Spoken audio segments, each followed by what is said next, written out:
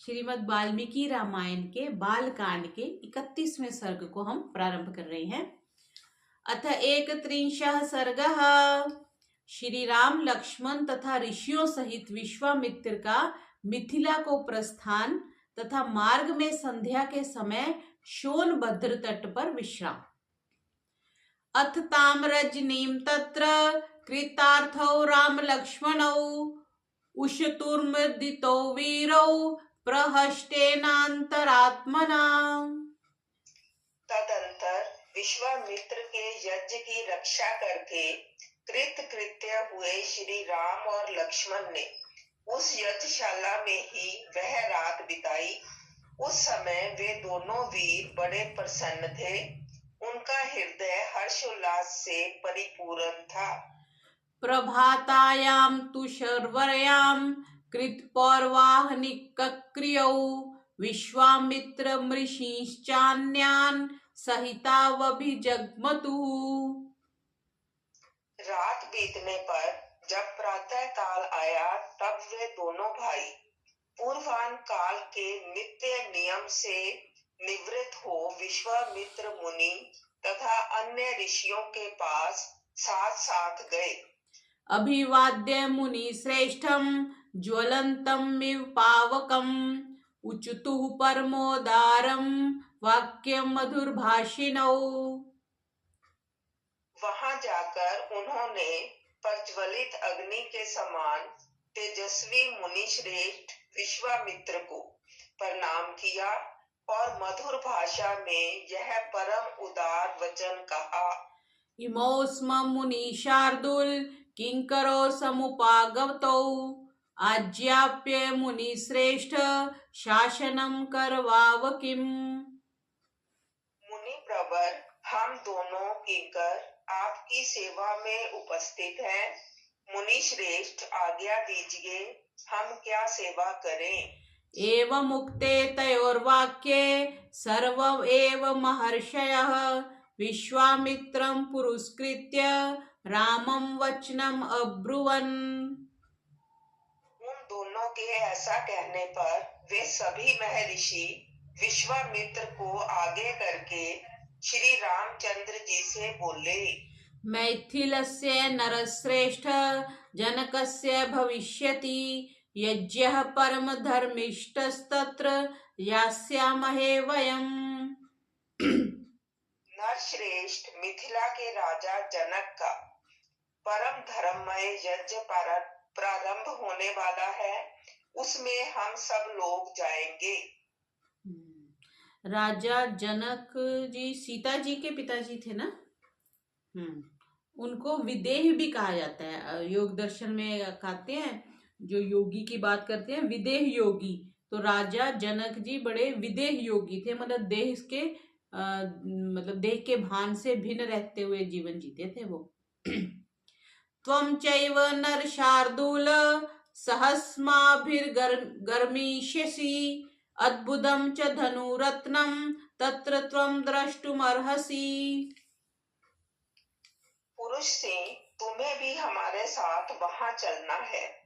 वहां एक बड़ा ही अद्भुत धनुष रत्न है, तुम्हें उसे देखना चाहिए। अच्छा, तो ये वही फिर वो उनकी स्वयंवर वगैरह होगा वहीं पे।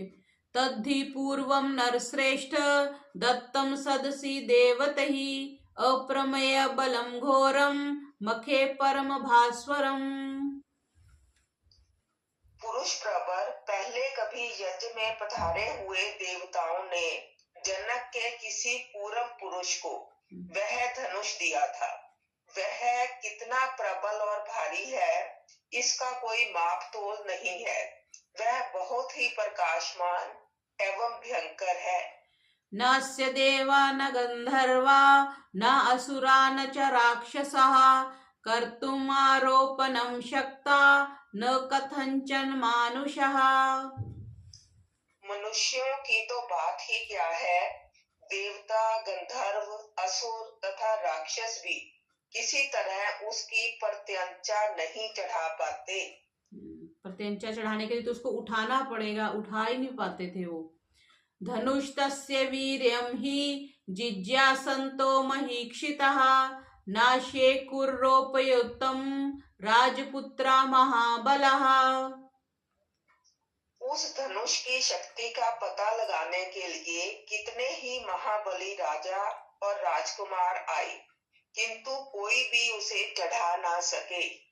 तदर्नु नरशार्दूल मैथिलस्य महात्मनः तत्र द्रक्ष्यसि काकुत्स्थ यज्ञं च परम अद्भुतम्। ककुस्थ कुल नंदन पुरुष सिंह राम वहां चलने से तुम महामना मिथिला नरेश की उस धनुष को तथा उनके परम अद्भुत यज्ञ को भी देख सकोगे। तद्धि यज्ञफलं तेन मैथिलिनोत्तमं धनुः याचितं नरशार्दूल सुनाभं सर्वदेवतैः। नरश्रेष्ठ मिथिला नरेश ने अपने यज्ञ के फल रूप में उस उत्तम धनुष को मांगा था, अतः संपूर्ण देवताओं तथा भगवान शंकर ने उन्हें वह धनुष प्रदान किया था। उस धनुष का मध्य भाग जिसे मुट्ठी से पकड़ा जाता है वह बहुत ही सुंदर है। आयाभूतं नृपेतस्य वेशमणि राघव अर्चितं विविधैर्गन्धैर् धूपैश्चा गुरुगन्धिभिः। रघुनंदन राजा जनक के महल में वह धनुष पूजनीय देवता की भांति प्रतिष्ठित है और नाना प्रकार के गंध, धूप तथा अगरू आदि सब सुगंधित पदार्थों से उसकी पूजा होती है। जिसको ये आजकल हम अगर तगर कह देते हैं ना, अगरबत्ती भी कह देते हैं, उसी के लिए अगुरु शब्द है। एवं मुक्त्वा मुनिवरः प्रस्थानमकरोत् तदा सर्षि संघास काकुत्स्थ आमंत्र्य वन देवतः। ऐसा कहकर मुनिवर विश्वामित्र जी ने वन देवताओं से आज्ञा ली और ऋषि मंडली तथा राम लक्ष्मण के साथ वहां से प्रस्थान किया। स्वस्ति वोस्तु गमिष्यामि सिद्धः सिद्धाश्रम अदहम् उत्तरे जाह्नवी तीरे हिमवंतम शिलोच्चयम्। चलते समय उन्होंने वन देवताओं से कहा, मैं अपना यज्ञ कार्य सिद्ध करके इस सिद्ध आश्रम से जा रहा हूँ। गंगा के उत्तर तट पर होता हुआ हिमालय पर्वत की उपत्यका में जाऊंगा, आप लोगों का कल्याण हो। इति उक्त्वा मुनिशार्दूलः कौशिकः स तपोधनः उत्तरां दिशिमुद्दिश्य प्रस्थातुम् उपचक्रमे। ऐसा कहकर तपस्या के धनी मुनि श्रेष्ठ कौशिक ने उत्तर दिशा की ओर प्रस्थान आरंभ किया।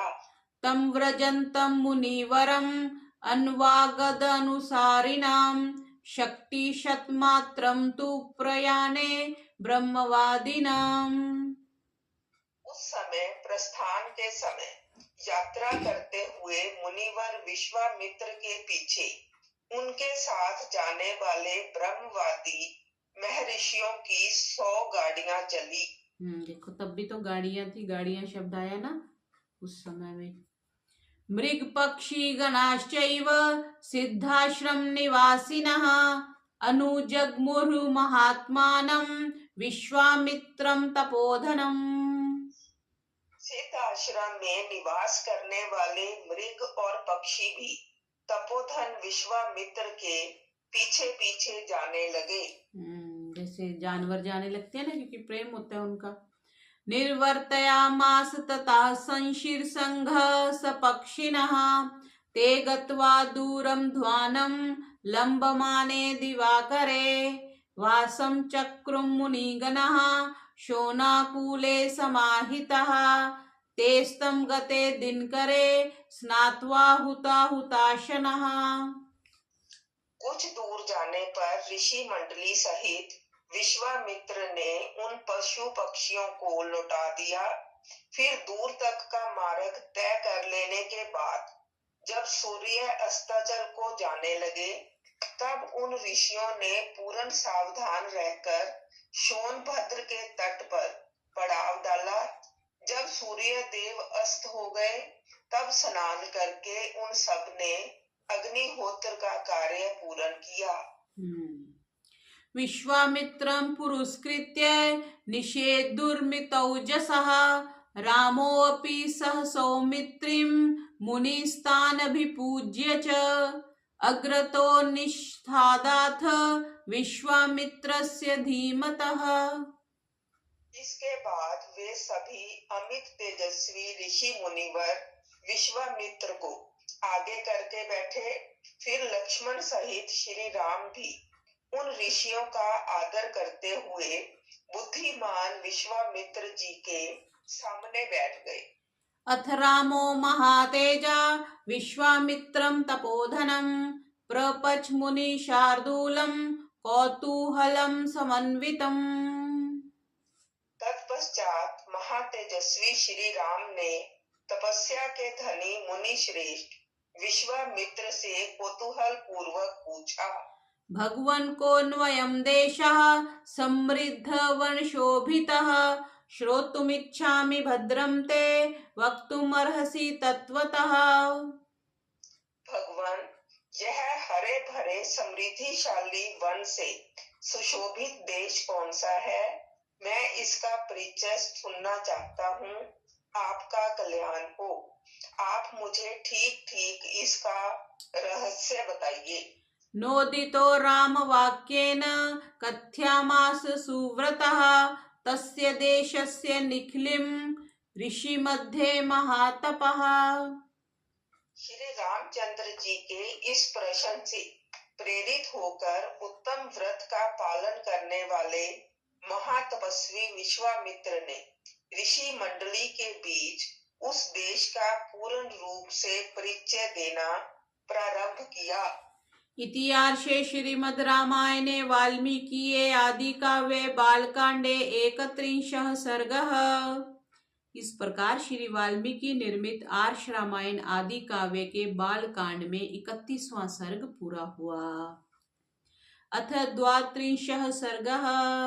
अब 32वें सर्ग को प्रारंभ कर रहे हैं। इसमें क्या आएगा जी कि ब्रह्मपुत्र कुश के 4 पुत्रों का वर्णन, सोनभद्र तटवर्ती प्रदेश को वसु की भूमि बताना, कुश नाभ की 100 कन्याओं का वायु के कोप से कुब्जा होना।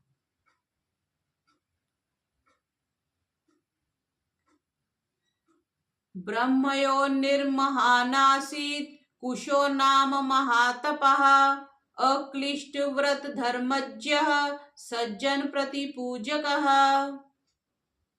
विश्वामित्र जी कहते हैं, श्री राम पूर्व काल में कुश नाम से प्रसिद्ध एक महातपस्वी राजा हो गए हैं।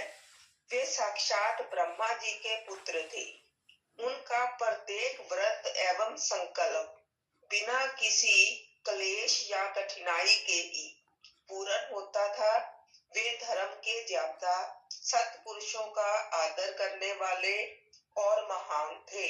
स महात्मा कुलीनायां युक्तायां सुमहाबलान् वेदर्भयां जनयामास चतुरा सदृशान् सुतान्। उत्तम कुल में उत्पन्न विदर्भ देश की राजकुमारी उनकी पत्नी थी। उसके गर्भ से उन महात्मा नरेश ने 4 पुत्र उत्पन्न किए जो उन्हीं के समान थे। कुशाम्भं कुशनाभं च असूर्तरजसं वसुं दीप्तियुक्तान् महोत्साहान् क्षत्रधरं विचिकीर्षया तानुवाच कुशः पुत्रान् धर्मिष्ठान् सत्यवादिनः क्रियतां पालनं पुत्रा धर्मं प्राप्स्यत् पुष्कलम्। उनके नाम इस प्रकार हैं, कुशाम्भ, कुशनाभ, असुरत्रजस तथा वसु। ये सब के सब तेजस्वी तथा महान उत्साही थे। राजा कुश ने प्रजा रक्षण रूप क्षत्रिय धर्म के पालन की इच्छा से अपने उन धर्मिष्ठ तथा सत्यवादी पुत्रों से कहा, पुत्रों, प्रजा का पालन करो, इससे तुम्हें धर्म का पूरा पूरा फल प्राप्त होगा। कुशस्य वचनं श्रुत्वा चत्वारो लोकसत्तमः निवेशं चक्रे सर्वे पुराणानां नृवरास्तदा। अपने पिता महाराज कुश की यह बात सुनकर उन चारों लोक शिरोमणि नरश्रेष्ठ राजकुमारों ने उस समय अपने अपने लिए पृथक पृथक नगर निर्माण करवाया। कुशाम्बस्तु महातेजा कौशाम्भी अम्मकरोत्पुरीं कुशनाभस्तु धर्मात्मा पुरं चक्रे महोदयम्। महातेजस्वी कुशाम्ब ने कौशाम्बीपुरी बसाई, जिसे आजकल कोसम कहते हैं। धर्मात्मा कुशनाभ ने महोदय नामक नगर का निर्माण कराया। असूर्तरजसो नाम धर्म आरण्यम महामतिः चक्रे पुरवरम राजा वसूनाम गिरिव्रजम। परम बुद्धिमान असूर्त रजस ने धर्मारण्य नामक एक श्रेष्ठ नगर बसाया तथा राजा वसु ने गिरिव्रज नगर की स्थापना की। एषा वसुमती नाम वसोस्तस्य महात्मनः एते शैलवराः पंच प्रकाशन्ते समन्ततः। महात्मा वसु की यह गिरिव्रज नामक राजधानी वसुमती के नाम से प्रसिद्ध हुई। इसके चारों ओर ये 5 श्रेष्ठ पर्वत सुशोभित होते हैं। महाभारत सभा पर्व में इन 5 पर्वतों के नाम इस प्रकार हैं: विपुल, वराह, वृषभ, ऋषिगिरि और चैत्यक। सुमाघदी नदी रम्या माघधान वृषुत्या ययौ पंचानाम शैल मुख्यानाम मधये मालेव शोभते। यह रमणीय सोन नदी दक्षिण पश्चिम की ओर से बहती हुई मगध देश में आई है, इसलिए यहाँ सुमागधी नाम से विख्यात हुई है। यह इन 5 श्रेष्ठ पर्वतों के बीच में माला की भांति सुशोभित हो रही है। सैषा हि माघदी राम वसोस्तस्य महात्मनः पूर्वाभिचरिता राम सुक्षेत्रा सस्य मालिनी। श्री राम इस प्रकार मागधी नाम से प्रसिद्ध हुई। यह सोन नदी पूर्वोक्त महात्मा वसु से संबंध रखती है। रघुनंदन, यह दक्षिण पश्चिम से आकर पूर्वोत्तर दिशा की ओर प्रवाहित हुई है। इसके दोनों तटों पर सुंदर क्षेत्र अर्थात उपजाऊ खेत हैं, अतः यह सदा सस्य मालाओं से अलंकृत अर्थात हरी भरी खेती से सुशोभित रहती है। वैसे भी नहर के किनारे, नदी के किनारे उपजाऊ भूमि होती है, वही बता रहे हैं। कुशनाभस्तु राजऋषि कन्या शतमनुत्तमं जनयामास धर्मात्मा घृताच्याम रघुनंदन। रघुकुल को आनंदित करने वाले श्री राम धर्मात्मा राज ऋषि कुशनाभ ने घृताची अप्सरा के गर्भ से परम उत्तम 100 कन्याओं को जन्म दिया। तास्तु यौवनशालिन्यो रूपवत्यः स्वलंकृताः उद्यान भूमिमागम्य प्रावृषिव शतहृदः गायन्त्यो नृत्यमानाश्च वाद्यन्त्यस्तु राघव आमोदं परमं जग्मुर्वराभरण भूषितः। वे सब के सब सुंदर रूप लावण्य से सुशोभित थी। धीरे धीरे युवावस्था ने आकर उनके सौंदर्य को और भी बढ़ा दिया। रघुवीर एक दिन वस्त्र और आभूषणों से विभूषित हो वे सभी राजकन्याएं उद्यान भूमि में आकर वर्षा ऋतु में प्रकाशित होने वाली विद्युत मालाओं की भांति शोभा पाने लगी। सुंदर अलंकारों से अलंकृत हुई वे अंगनाएं गाती बजाती और नृत्य करती हुई वहां परम आमोद प्रमोद में मग्न हो गई। अथ ताश्चारु सर्वांग्यो रूपेणा प्रतिमा भुवि उद्यान भूमिम् आगम्य तारा इव घनांतरे। उनके सभी अंग बड़े मनोहर थे। इस भूतल पर उनके रूप सौंदर्य की कहीं भी तुलना नहीं थी। उस उद्यान में आकर वे बादलों के ओट में कुछ कुछ छिपी हुई तारिकाओं के समान शोभा पा रही थी। ये भी कितनी अच्छी उपमा दी कि बादलों में जैसे थोड़े थोड़े तारे हैं, वैसी थी वो। ता सर्वा गुण संपन्ना रूप यौवन संयुतः दृष्ट्वा सर्वात्मको वायुर इदम वचनम अब्रवीत। उस समय उत्तम गुणों से संपन्न तथा रूप और यौवन से सुशोभित उन सब राजकन्याओं को देखकर सर्व स्वरूप वायु देवता ने उनसे इस प्रकार कहा। अहम वा कामये सर्वा भार्या मम भविष्यथ मानुष्त्यजयतां भावो दीर्घमायुर्वाप्स्यथ। सुंदरियों, मैं तुम सबको अपनी प्रेयसी के रूप में प्राप्त करना चाहता हूँ। तुम सब मेरी भार्याएं बनोगी। अब मनुष्य भाव का त्याग करो और मुझे अंगीकार करके देवांगनाओं की भांति दीर्घ आयु प्राप्त कर लो। वायु देवता ने उनको कहा, चलम ही यौवनम नित्यम मानसेषु विशेषतः अक्षयम यौवनम प्राप्ता अमर्यश्च भविष्यथ। विशेषतः मानव शरीर में जवानी कभी स्थिर नहीं रहती, प्रति क्षण क्षीण होती जाती है। मेरे साथ संबंध हो जाने पर तुम लोग अक्षय यौवन प्राप्त करके अमर हो जाओगी। तस्य तद्वचनं श्रुत्वा वायुर्क्लिष्टकर्मणः अपहास्य ततो वाक्यं कन्याशतम् अथाब्रवीत्। अनायास ही महान कर्म करने वाले वायु देव का यह कथन सुनकर वे 100 कन्याएं अवहेलना पूर्वक हंसकर बोली। अंतश्चरसि भूतानां सर्वेषां सुरसत्तम प्रभावज्याश्च ते सर्वाः किमर्थम अन्यसे। सुरश्रेष्ठ, आप प्राण वायु के रूप में समस्त प्राणियों के भीतर विचरते हैं, अतः सबके मन की बातें जानते हैं। आपको यह मालूम होगा कि हमारे मन में आपके प्रति कोई आकर्षण नहीं है।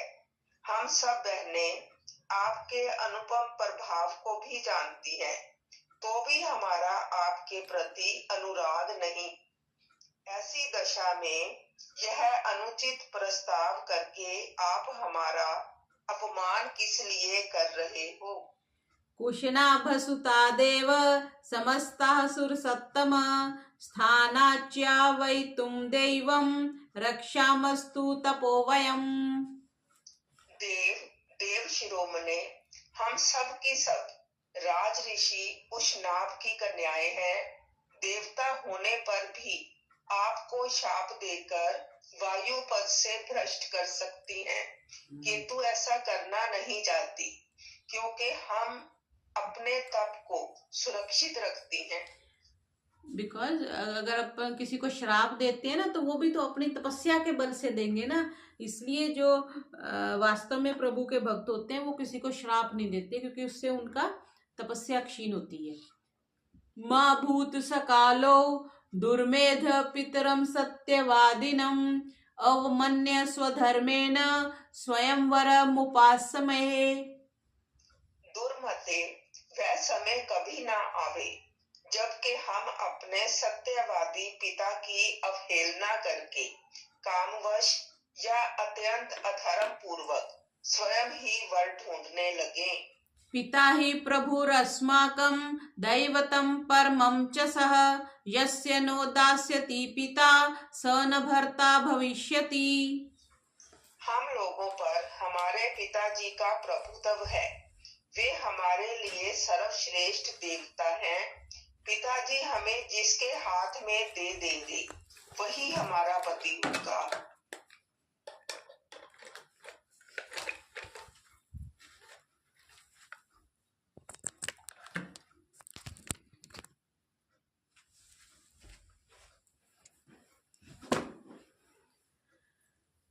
तासां तु वचनं श्रुत्वा हरि परम कोपनः प्रविश्य सर्वगात्राणि बभञ्च भगवान् प्रभुः अरत्नी मात्रा कृत्यो भगन गात्रा भयर्दितः।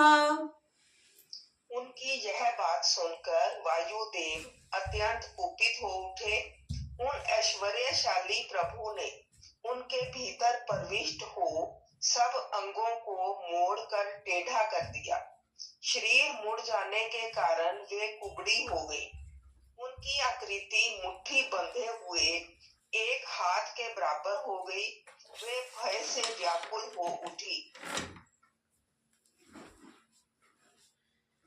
ता कन्याः वायुना भग्नः विवर्षनु नृपते गृहं परिविश्य च सुसंभ्रांता संलग्जः साश्रुलोचनः। वायुदेव के द्वारा कुबड़ी की हुई उन कन्याओं ने राजभवन में प्रवेश किया। प्रवेश करके वे लज्जित और उद्विग्न हो गई। उनके नेत्रों से आंसुओं की धाराएं बहने लगी।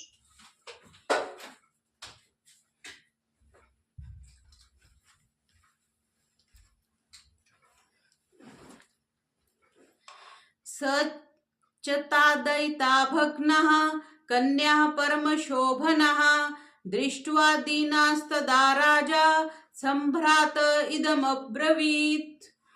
अपनी परम सुंदरी प्यारी पुत्रियों को कुब्जता के कारण अत्यंत दयनीय दशा में पड़ी देख राजा कुशनाभ घबरा गए और इस प्रकार बोले।